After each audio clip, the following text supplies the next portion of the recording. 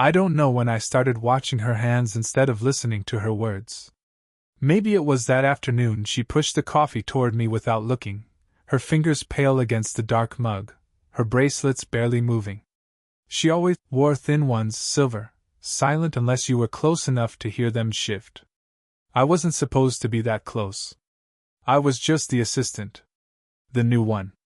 The quiet one, probably, the one who took notes without being asked, who stayed late to fix slide decks she'd end up redoing anyway. But she never told me to leave. Her name's Liana. She doesn't talk much about herself, not in ways that matter. But she's sharp. Controlled. She walks like the room already knows her. And she has this way of nodding while you talk, even if you're not saying anything worth hearing. It makes you want to say something real, just to see if she'll notice. I think she always notices. That day, she wore her hair tied low, loose, a few strands falling in front of her ear, and she didn't fix them. She was sitting at her desk, cross-legged under a navy dress that stopped just above the knee. Classic. Quiet. Like her. She was reading something on paper, actually reading it, pen in hand, not skimming, and I was pretending not to watch her eyes move. I'd finished the report she asked for. It was already on her desk. She hadn't acknowledged it. "You always wait like that?" she asked, not looking up. "Like what?" "Like you're not waiting." I didn't answer right away. My throat went dry before I even realized I was nervous. I'd rehearsed ways to seem confident around her, posture, breath, eye contact. None of it worked when she spoke softly like that. "I didn't want to interrupt," I said. "You've been standing there 4 minutes." She finally looked up. It wasn't just the way her eyes met mine, it was how long she held them there. Like she was trying to decide something. Or maybe undo it. Her gaze dropped, just for a second, to the edge of the desk where my hand rested. I moved it away, but not fast enough. She smiled at that, a quiet, knowing thing, and reached for the report. She didn't thank me. She never did. But as I turned to leave, she said, almost like a warning, "I know I'm older." I froze. Not fully, just enough for her to notice. "That's why it feels so dangerous," she added, and then, nothing. No smile, no wink, no dramatic pause. Just her voice folding into the room like the end of a thought. I turned slowly. She was back to reading, like it didn't happen. Like those words hadn't burned a hole through whatever line we'd been towing for weeks. I stood there longer than I should have. Her pen hovered above the paper. Didn't move. I started, but the word broke before I found what came after it. She looked up again. This time, she didn't smile. She didn't say anything. Just held my eyes like she was waiting to see what kind of man I thought I was about to become. I think she knew I didn't have an answer. When I finally stepped out, I didn't shut the door fully. And neither did she. It stayed half open. Like maybe we both wanted to hear what came next. The next day, she acted like nothing happened. That was almost worse. She stood in front of the whiteboard, marker uncapped in one hand, coffee in the other. The scent of it, dark roast, no sugar, mixed with her perfume, faint but grounded, like sandalwood and memory. I sat across the room, pretending to proofread a budget file I'd already gone through twice. I wasn't reading. I was watching the curve of her back when she leaned forward. How her sleeves slipped slightly up her forearms. How she paused before writing anything down, as if she needed permission from herself. She said, "You spelled procurement wrong in line 3. I didn't flinch, didn't look up. Did it on purpose. Wanted to see if you were paying attention." A soft exhale, not quite a laugh. Cute. She turned toward me, but didn't meet my eyes. "You're too good at this job." "I know. And too confident." "That's new." There was silence after that. Long enough for me to hear the hum of the lights overhead, the scrape of her ring, a thin gold band she never removed, against the side of the marker. She leaned back against the table and crossed her arms. Casual on the surface. But her fingers gripped her elbow a little too tight. "You remind me of someone," she said finally. That landed in the space between us like a name she wouldn't say. She looked down at the floor, shifting one heel slightly as if testing the balance of the moment. I didn't press. But I wanted to. Instead, I closed the laptop and said, "Want me to fix it?" She blinked like she forgot what we were even talking about. "Yeah. Thanks." I walked past her to grab the printed file. Our arms didn't touch. But they could have. She didn't step away. When I handed her the marked-up page, her fingers brushed mine. Just enough. Not accidental. She held the paper longer than she needed to. Then, softly, "I wasn't always like this, you know." "Like what?" She didn't answer. Just folded the paper and placed it on the desk behind her, then turned back with her arms crossed again. Defensive. But her face wasn't. I used to laugh more. Ask too many questions. I was stupid about love. I sat on the edge of the chair beside hers, close but not touching. "What happened?" A hollow smile. "You live long enough, people teach you not to ask too much." I wanted to tell her she still asked too little. That maybe she was teaching herself the wrong things. But I didn't. I just nodded. Let her keep her space. She looked at me then, not past me, not through me. At me. "You're what, 24? Almost 25. That feels like a lifetime away." "Maybe it is. Maybe that's why this is." She stopped herself, jaw tightening. "Never mind. Say it." I almost said it out loud. "Just say it. Whatever this is." But I didn't move. Didn't breathe too loud. I let the quiet stretch like skin pulled too tight, fragile and breakable. Then she did something I didn't expect. She reached for the coffee pot on the side table, cold by now, and poured 2 cups. One for her. One for me. She didn't ask if I wanted it. She handed me the chipped mug and said, "This doesn't mean anything." I nodded. "Okay." And then she smiled, just the corners of her mouth, just for a second, and whispered, "Liar." She turned back to the whiteboard, started writing again, like nothing had happened. But the coffee in my hand stayed warm. And her voice stayed louder than it should have. And still, she didn't step back. I stayed late again. It wasn't work that needed finishing. It was the quiet. The strange comfort of being in that room with her after everyone else had left, papers scattered, overhead lights too bright, her shoes kicked off under the table. She rubbed her temples with slow fingers. "You don't have to keep doing this." I looked up. "Doing what?" "Making excuses to stay." I didn't reply right away. She didn't ask again. Outside, it had started raining, the kind that made everything sound softer. She was standing near the window now, her arms wrapped around herself. The room had cooled. Her cardigan had slipped off the back of her chair, and without thinking, I walked over and draped it across her shoulders. She flinched slightly, but didn't stop me. "Thanks," she murmured. My fingers grazed her shoulder when I let go. She didn't move. We stood like that, too close, too quiet. Her hair smelled like something warm. Vanilla, maybe. Or memory. I couldn't place it, and didn't want to try. "I wasn't expecting you to be kind," she said suddenly. That pulled something tight in my chest. "Why?"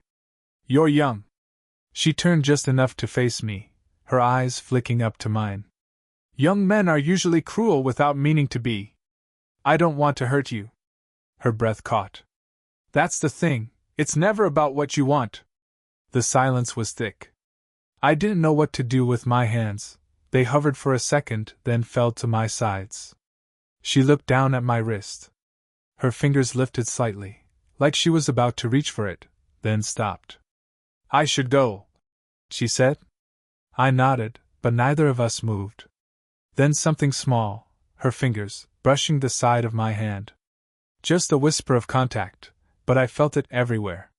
She didn't pull away. I didn't move either.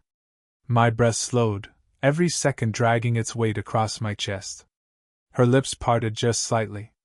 Eyes flicked to mine, then down, then back again. I thought, for a second, She was going to kiss me. And then her phone rang. We both jolted like we'd been caught. She turned quickly, fumbling for the device, blinking hard like she needed to clear something from her vision. "It's him," she whispered, not looking at me. She didn't need to say more. I already knew what him meant. She stepped away as she answered, voice low, too calm. "Hey, yeah, I'm still here, just finishing something up." Her back was to me, but her reflection in the window was enough. The way she straightened her shoulders. The tightness in her jaw. She wasn't the same woman from 5 seconds ago. I stood frozen, unsure if I should leave, speak, apologize for something we hadn't even done. When she finally hung up, she turned, her face unreadable. She gave me a small, practiced smile. "I shouldn't have stayed so late." Neither of us mentioned the almost touch. The almost everything. She gathered her things quickly, movements too precise. And before she left, she paused at the door. No words this time. Just one last glance, longer than it should have been. Then she was gone. I stared at the empty doorway, heart still in my throat. I knew I shouldn't be feeling this. But I was. Thursday. The meeting had run long, full of people who talked too loud and said too little. I stayed quiet in the corner, eyes on her most of the time, not that she noticed. Or maybe she did. It was getting harder to tell. When the room emptied, I stayed behind. Pretending to collect files. Pretending I didn't hear her sigh and drop into the chair beside me. She rubbed her eyes, then looked at me. "You always look like you want to say something," she said. "I do." Her hands stilled. The pause stretched between us like a thin bridge no one wanted to cross first. "I'm not good at games," she said, softer now. "Neither am I." She looked down at the table, and I watched the small tension in her fingers as they traced the edge of her notebook. Her wedding ring caught the light. She noticed me looking. Closed her hand. I used to think I was strong enough to ignore this. There it was. "This what?" I asked, knowing, but needing her to say it. She didn't. Not yet. Instead, she stood up, walked over to the window again. Same place as last time. Same nervous posture, arms folded too tightly, like she was trying to hold herself together. She whispered, "I feel ridiculous." I stood. "Why?" She didn't turn around. "I'm too old to be standing here like some teenager." Her voice cracked. "Worse than that. I'm married. I have a whole life you don't even ask about. I don't ask because I already know what it would feel like to hear the answers." She turned now. Face raw. Tired. No makeup left, just the real her. "Then why are you still here?" "I don't know how to leave." She stared at me, stunned maybe. Or angry. I couldn't tell. Her eyes moved over my face like she was searching for the boy in me she could dismiss. But I wasn't giving her that. She opened her mouth, closed it. Took a step forward. Then another. And then she said it. "You make me feel things I thought I'd buried years ago." My throat tightened. "I go home," she said, "and I feel nothing. I eat dinner and I nod at my husband and I listen to him talk about the news, and I feel like I'm watching someone else's life happen." She was too close now. I could feel the heat of her words, the quiver in them. "And then I come here," she continued, "and you say almost nothing, almost, and I feel everything I've tried not to." Silence. Except the rush of blood in my ears. And then I did something I shouldn't have. I reached for her hand. She didn't stop me. Her fingers trembled as they slid into mine. That was all. Just that. But it cracked something wide open between us. "I'm scared," she whispered. "I am too," I said. And I was. God, I was. Of hurting her. Of wanting her more than I should. Of the fact that I couldn't stop. She didn't let go. Then the elevator dinged. Voices outside the hall. A laugh. A door opening. She pulled her hand back like it burned. She stepped away, quickly. Eyes wide. Breathing shallow. "I have to go," she muttered. I shouldn't have said any of that. She grabbed her bag too fast, knocked her pen to the floor. I bent to get it at the same time she did, and for a second, one breathless second, our faces were inches apart. She froze. I whispered, "Don't go." Her eyes closed. And then blackout. Cut. End. The air between us didn't move. And I didn't know what would happen next. We didn't kiss that night. Not then. But the next morning, something had shifted. Her voice was softer in the meeting. Her glance held mine a second longer than it should have. When I passed her in the hallway, she didn't step aside quite fast enough. Her perfume brushed against me like a memory I hadn't earned. It was after lunch. The office mostly empty, the kind of lull where everything felt suspended. She called me into her office without saying why. Just looked up from her desk and said, "Close the door." The room was warm. Too quiet. She stood by the window again, always the window, and I noticed she wasn't wearing her ring. That should have meant something. It did until it didn't. I stood still, not sure what this was. She didn't turn around.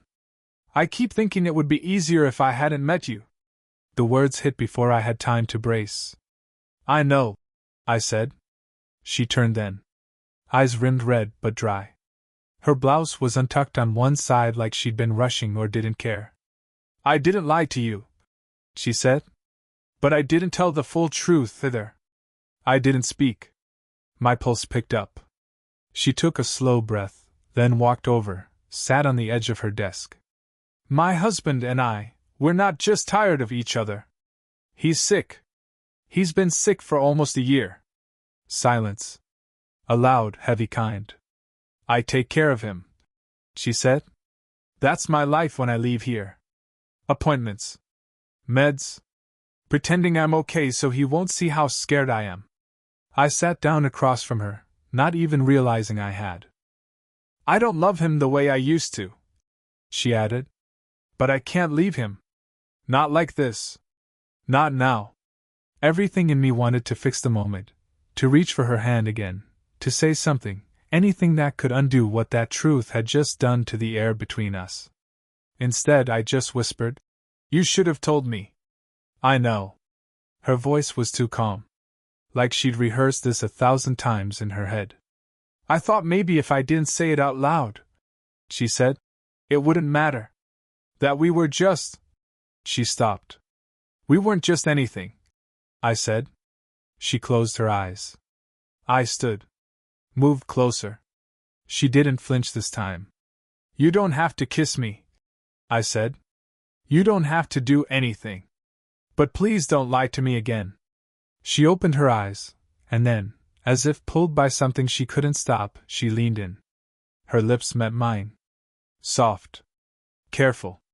Almost scared. It only lasted a moment. And then she pulled away like she'd touched fire. "I shouldn't have done that," she said. Someone knocked on the door. She didn't answer it. Just stared at the floor. "I got an offer," I said suddenly. She looked up. "In another city."